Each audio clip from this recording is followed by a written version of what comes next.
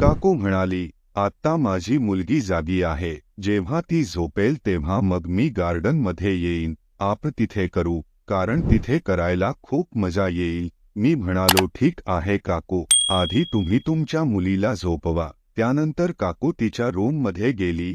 मला खूप आनंद वाटू लागला होता. आज मी खूप चांगले काम करणार आहे. मी कधी विचारही केला नव्हता की मी माझ्या काकूंबरोबर ते सगळे करेन. काकूबरोबर करायचे माझ्या मनात वेगवेगळे विचार येत होते. मग थोड्या वेळाने मी गार्डनमध्ये जाऊन बसलो. काकू पण तिथे आली. ती माझ्या शेजारी बसली आणि म्हणाली, चल लवकर बाहेर काढ. तर मित्रांनो, कसे आहात? तुम्हालाही मोठ्या बायकांमध्ये जास्त इंटरेस्ट असेल तर ही गोष्ट नक्की शेवटपर्यंत ऐका, कारण कथेत मी एका अनोळखी बाईबरोबर बरेच काही केले आहे. साधारण 1 महिन्यांपूर्वी मी पुण्याला जाण्यासाठी ट्रेनमध्ये बसलो होतो. एक अतिशय सुंदर बाई माझ्या समोरच्या सीटवर बसली होती. तिच्यासोबत एक लहान मुलगीही होती. मला वाटले आता प्रवास व्यवस्थित जाईल. मी त्या बाईकडे पुन्हा पुन्हा बघत होतो. तिचे डोळे खूप भोळे दिसत होते. मी माझी गाडी रुळावर आणण्याचा प्रयत्न करत होतो. काकू पण पुन्हा पुन्हा माझ्याकडे बघत होती. मग असेच काही तास निघून गेले. मला काकूशी बोलावे वाटत होते. मग काकू मला म्हणाली, तू कुठपर्यंत जात आहेस? मी म्हणालो की मी पुण्याला जात आहे.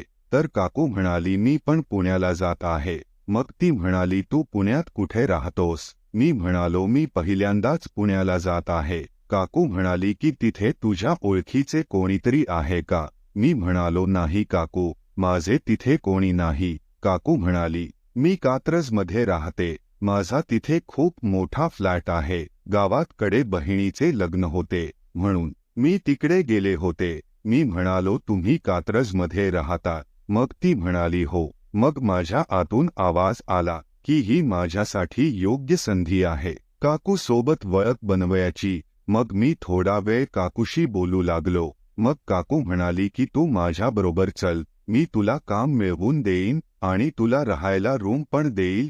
हे ऐकून मला खूप बरे वाटले. मग मी काकू बरोबर तिच्या घरी आलो.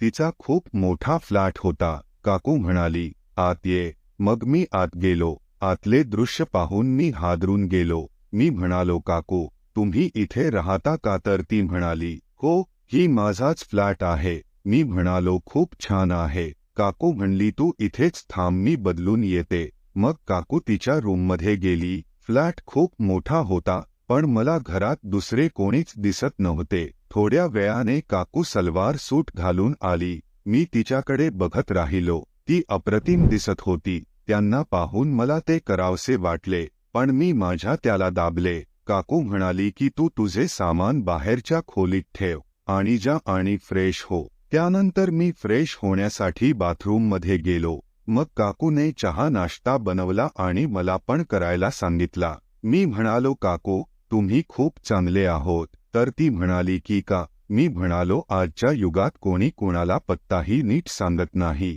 आणि तुम्ही मला या अनोळखी शहरात राहायला घर दिले. खरे सांगायचे तर घर सोडले तेव्हा मी फक्त पुण्यात कुठे राहणार, काय काम करेन याचाच विचार करत होतो. काकू म्हणाली, मला तू चांगला माणूस वाटलास म्हणूनच मी तुला थोडी मदत केली आहे. या पुण्यात कोणी कुणाला पटकन मदत करत नाही. मी म्हणालो, काकू, एवढ्या मोठ्या घरात तुम्ही एकटेच राहतात का आणि दुसरे कोणी राहत नाही का? मग ती म्हणाली, मी इथे एकटीच राहते. माझा नवरा मला पूर्ण तारुण्यात सोडून गेला. आता मी आणि माझी मुलगी इथे एकटेच राहतो. काकूला पाहून मला आतून खूप वाटत होते, कारण तिचे कपडे एकदम चिकटलेले होते. मग काकू म्हणाली, आजपासून तू इथेच राहून माझी गाडी चालव. मग मी काकूच्या मुलीला शाळेत सोडायचे आणि तिला शाळेतून घरी सोडण्याचे काम करू लागलो. काकू एका खूप मोठ्या कंपनीची मालकीण होती, म्हणून मी तिला सकाळी ऑफिसला सोडायचे आणि संध्याकाळी ऑफिसमधून घरी आणायचे. हळूहळू मला 1 वर्ष झाले होते.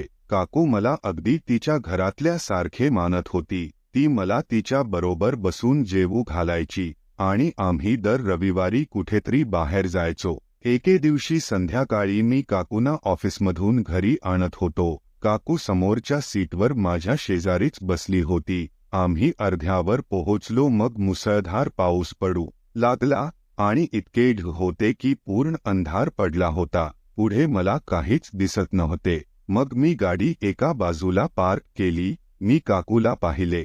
तिचा श्वास वरखाली जात होता.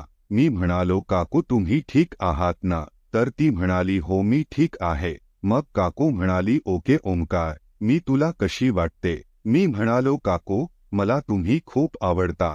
मग काकू म्हणाली की तू माझ्यासाठी एक काम करशील का? मी म्हणालो, काकू ही काय विचारण्यासारखी गोष्ट आहे का? तुम्ही तर मला खूप मदत केली आहे. काकू म्हणाली, त्या सगळ्या गोष्टी सोड. मग काकू माझ्या हातावर हात ठेवून म्हणाली, ओंकार तुला माहित आहे की माझा नवरा मला सोडून गेला आहे, म्हणून मी खूप अस्वस्थ आहे. मी म्हणालो, काकू मी समजू शकतो की एका बाईसाठी हे सगळे किती अवघड आहे. काकू म्हणाली, ओंकार मला तुझ्या सोबत करायचे आहे. हे ऐकून मला धक्काच बसला. मी म्हणालो, काकू हे सगळे काय म्हणताय? मग ती म्हणाली, तुला मी आवडते ना, मी जे म्हणते ते कर. मी म्हणालो, ठीक आहे काकू, पण आधी आपण घरी तर जाऊया. मग काकू खुश झाली. मी म्हणालो, काकू तुम्ही हे सगळे माझ्याबरोबर केल्यानंतर तुम्हाला बरे वाटेल का? काकू म्हणाली, जेव्हा तसे करायची वेळ असते तेव्हा समोर कोण आहे हे दिसत नाही. मग वादळ थांबले आणि आम्ही घरी आलो. आता काकूजी माझ्याकडे एकदम वेगळ्या नजरेने पाहू लागली. असे वाटत होते की मी तिचा बॉयफ्रेंड आहे.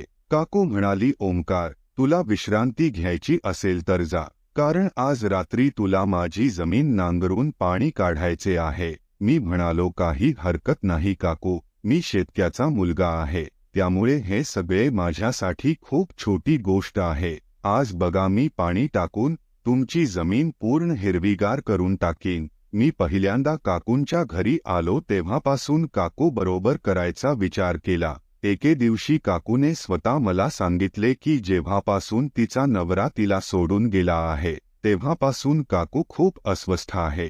आणि तिने मला असेही सांगितले की तिला मी खूप आवडतो, कारण मी एकदम फिट होतो. काकू खूप आधी पासून माझ्यासोबत करायला तयार होती, पण तिने मला ही गोष्ट कधीच सांगितली नाही. मग संध्याकाळ झाली आणि मी सकाळी उठलो तेव्हा काकूंच्या रूममध्ये गेलो. काकू म्हणाली की मला एकदम मस्त वाटत आहे, मला खूप मजा आली. मी म्हणालो, काकू आता जेव्हा तुला वाटेल तेव्हा मला सांग, मी तुझा थकवा दूर करीन. काकू म्हणाली, आज खूप दिवसांनी माझ्या पडीक जमिनीला पाणी मिळाले आहे, आता ती लवकरच हिरवीगार होईल. मी म्हणालो, काकू तुम्ही खरे सांगा, तुम्हाला माझ्याबरोबर कसे आवडले? मग काकू म्हणाली, ओंकार खरंच मला माहित नव्हते की एवढी चपळ व्यक्ती तुझ्या आत लपलेली आहे. तू तर मला चादण्याच दाखवत होतास. मी म्हणालो, ठीक काकू, तुम्ही खूप सुंदर आहोत. मग तुमचा नवरा तुम्हाला सोडून का गेला? काकू म्हणली, का या आनंदाच्या प्रसंगी दुःखाच्या गोष्टी कुठे विचारत आहेस? मी म्हणालो, ठीक आहे काकू, मी विचारणार नाही. त्यानंतर मला आणि काकूला क्रिकेट खेळण्याची सवय झाली. आता जेव्हा जेव्हा वाटेल तेव्हा आम्ही खूप चांगले क्रिकेट खेळतो आणि आमचा वेळ घालवतो. मित्रांनो, तुम्हाला माझ्या या काकूची कथा कशी वाटली ते जरूर कॉमेंट बॉक्समध्ये सांगा. आपल्या या चॅनेलवर नवीन असाल तर तुम्ही या चॅनेलला आणि माझ्या दुसऱ्या RK मराठी स्टोरी या चॅनेलला सबस्क्राईब करा आणि पाहत रहा R1 मराठी कथा. भेटूया अशाच प्रकारच्या नवीन व्हिडिओमध्ये. या कथेतील सर्व पात्रे आणि घटना काल्पनिक आहे, त्याचा कोणाच्या जीवनाशी, धर्माशी किंवा समाजाशी काहीही संबंध नाही. जर तो कोणाच्या आयुष्याशी संबंधित असेल तर तो योगायोग समजला जाईल. कोणाच्याही भावना दुखावण्याचा आमचा हेतू अजिबात नाही. धन्यवाद.